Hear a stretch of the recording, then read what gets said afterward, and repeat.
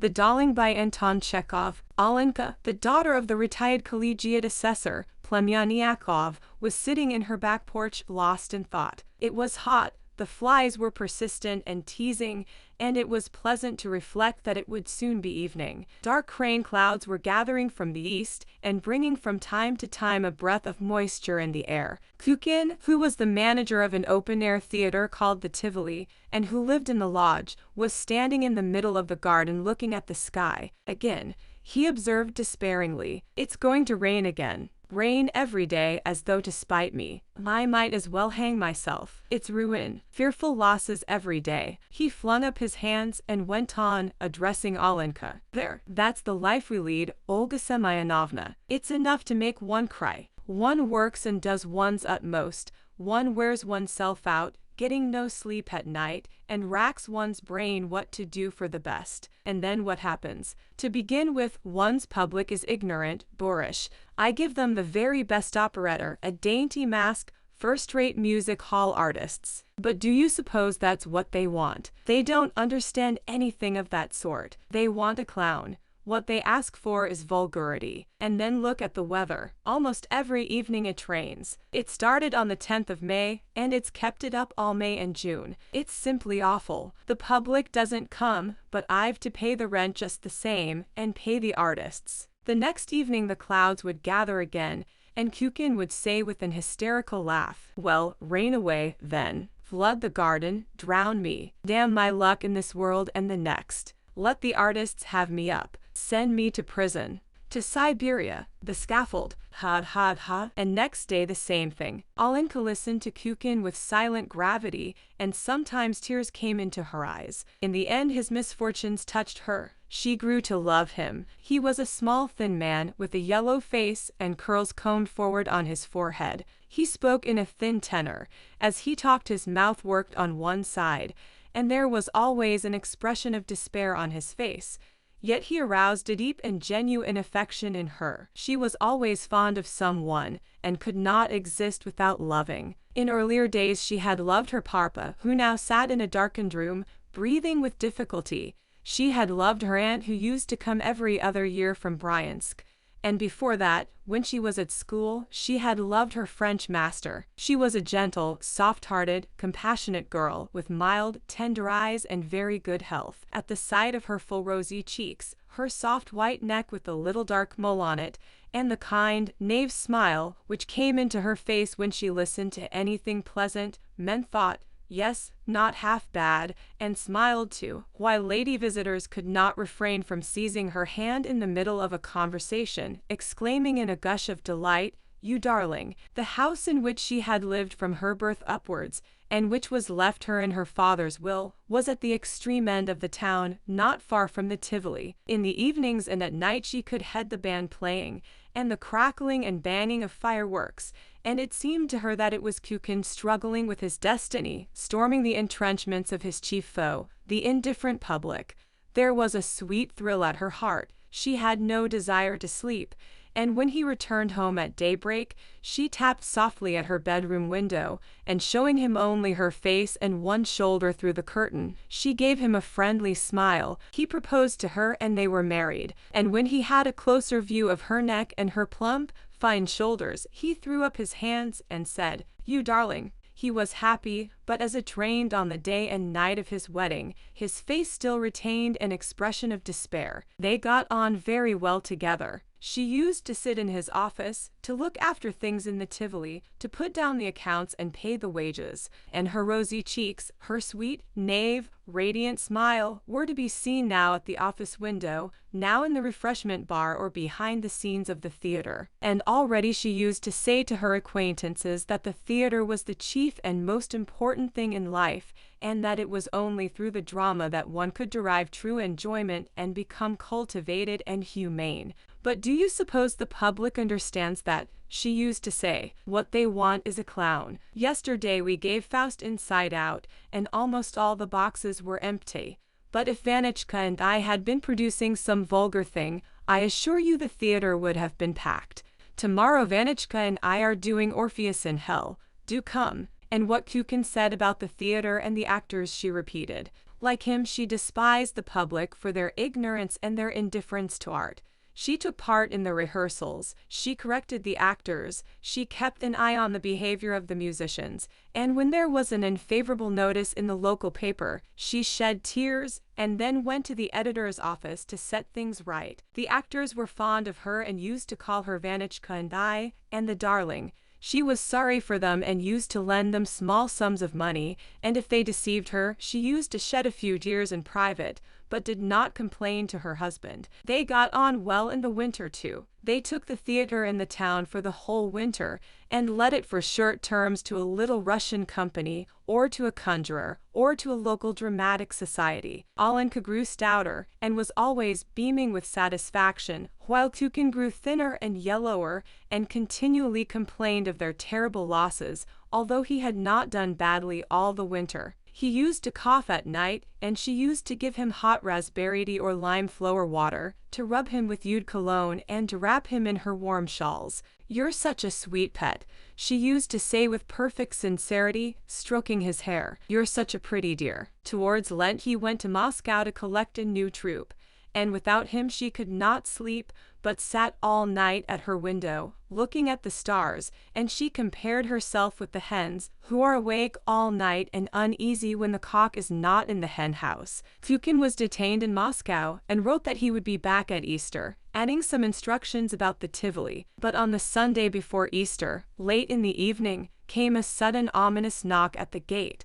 Someone was hammering on the gate as though on a barrel. Boom, boom, boom. The drowsy cook went flopping with her bare feet through the puddles as she ran to open the gate. "Please open," said someone outside in a thick bass. "There is a telegram for you." Olenka had received telegrams from her husband before, but this time for some reason she felt numb with terror. With shaking hands she opened the telegram and read as follows: "Ivan Petrovich died suddenly today. Awaiting IMM8E instructions FUNERAL Tuesday." That was how it was written in the telegram. Funeral, and the utterly incomprehensible word in it. It was signed by the stage manager of the operatic company. "My darling," sobbed Olenka. "Vanker, my precious, my darling. Why did I ever meet you? Why did I know you and love you? Your poor heartbroken Olenka is alone without you." Tukin's funeral took place on Tuesday in Moscow. Olenka returned home on Wednesday,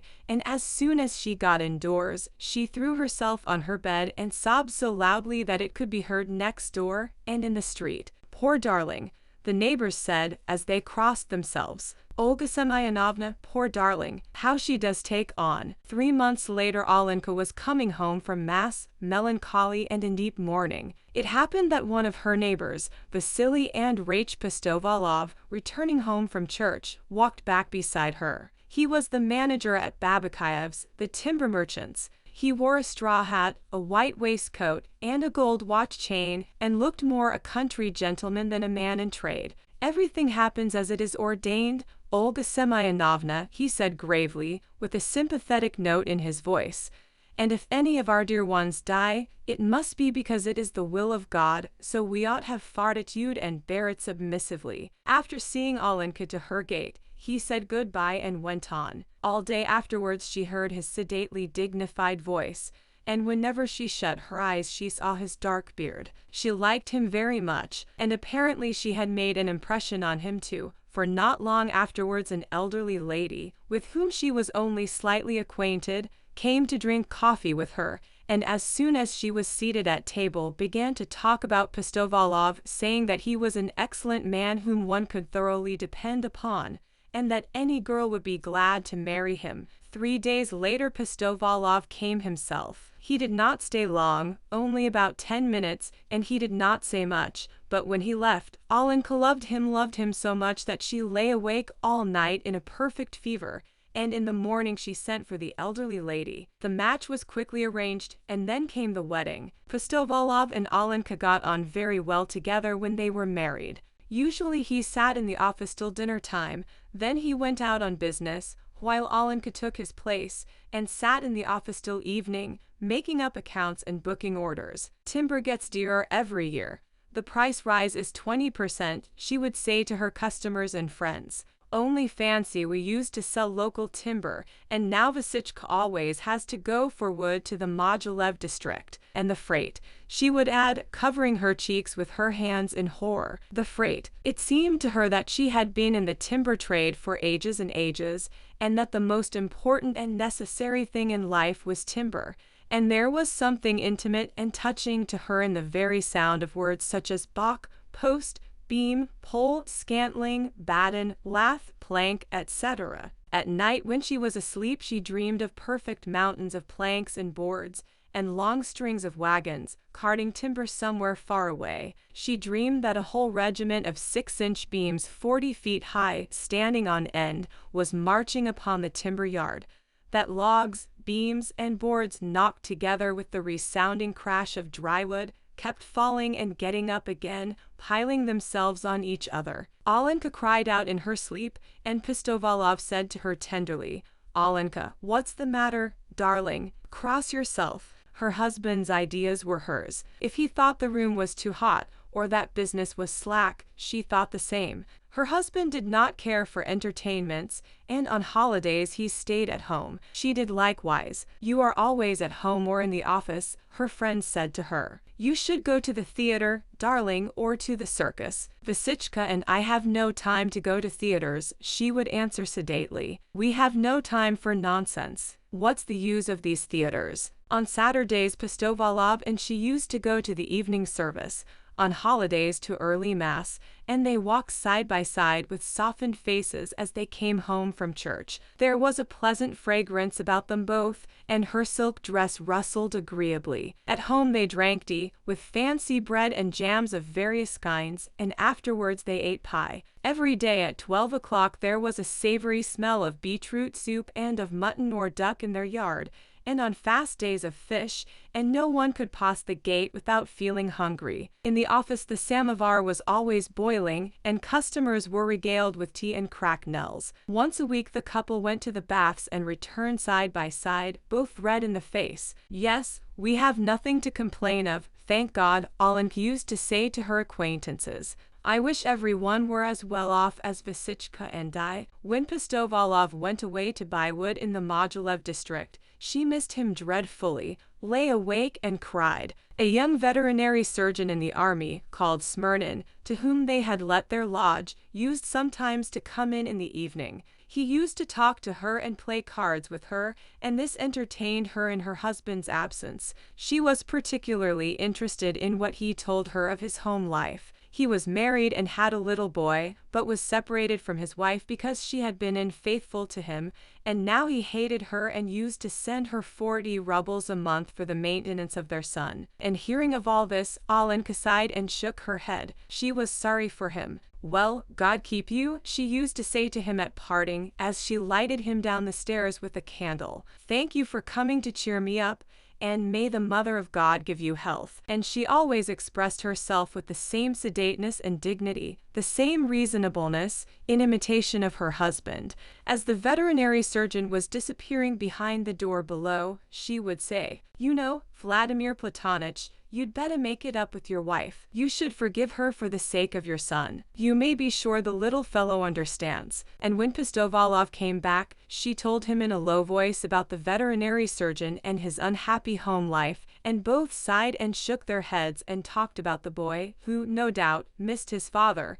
and by some strange connection of ideas, they went up to the holy icons, bowed to the ground before them, and prayed that God would give them children. And so the Pustovalovs lived for 6 years quietly and peaceably in love and complete harmony. But behold, one winter day after drinking hot tea in the office, Vasily Andreich went out into the yard without his cap on to see about sending off some timber, caught cold and was taken ill. He had the best doctors, but he grew worse and died after 4 months' illness. And Alenka was a widow once more. "I've nobody, now you've left me, my darling," she sobbed, after her husband's funeral. How can I live without you in wretchedness and misery? Pity me, good people, all alone in the world. She went about dressed in black with long weepers, and gave up wearing hat and gloves for good. She hardly ever went out, except to church or to her husband's grave, and led the life of a nun. It was not till 6 months later that she took off the weepers and opened the shutters of the windows. She was sometimes seen in the mornings, going with her cook to market for provisions, but what went on in her house and how she lived now could only be surmised. People guessed from seeing her drinking tea in her garden with the veterinary surgeon, who read the newspaper aloud to her, and from the fact that, meeting a lady she knew at the post office, she said to her, "There is no proper veterinary inspection in our town, and that's the cause of all sorts of epidemics. One is always hearing of people's getting infection from the milk supply or catching diseases from horses and cows. The health of domestic animals ought to be as well cared for as the health of human beings." She repeated the veterinary surgeon's words, and was of the same opinion as he about everything. It was evident that she could not live a year without some attachment, and had found new happiness in the lodge. In any one else this would have been censured, but no one could think ill of Olenka. Everything she did was so natural. Neither she nor the veterinary surgeon said anything to other people of the change in their relations, and tried, indeed, to conceal it, but without success, for Olenka could not keep a secret. When he had visitors, men serving in his regiment,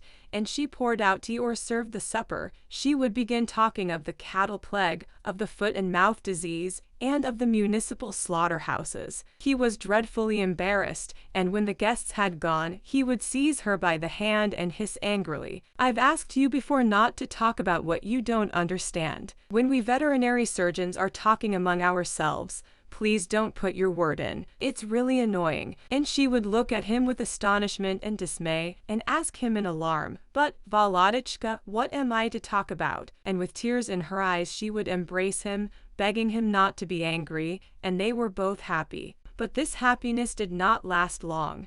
The veterinary surgeon departed forever with his regiment, when it was transferred to a distant place to Siberia, it may be, and Olenka was left alone. Now she was absolutely alone. Her father had long been dead, and his armchair lay in the attic, covered with dust and lame of one leg. She got thinner and plainer, and when people met her in the street they did not look at her as they used to, and did not smile to her. Evidently her best years were over and left behind, and now a new sort of life had begun for her, which did not bear thinking about. In the evening Olenka sat in the porch and heard the band playing and the fireworks popping in the Tivoli, but now the sound stirred no response. She looked into her yard without interest, thought of nothing, wished for nothing, and afterwards, when night came on, she went to bed and dreamed of her empty yard. She ate and drank as it were unwillingly. And what was worst of all, she had no opinions of any sort. She saw the objects about her and understood what she saw, but could not form any opinion about them,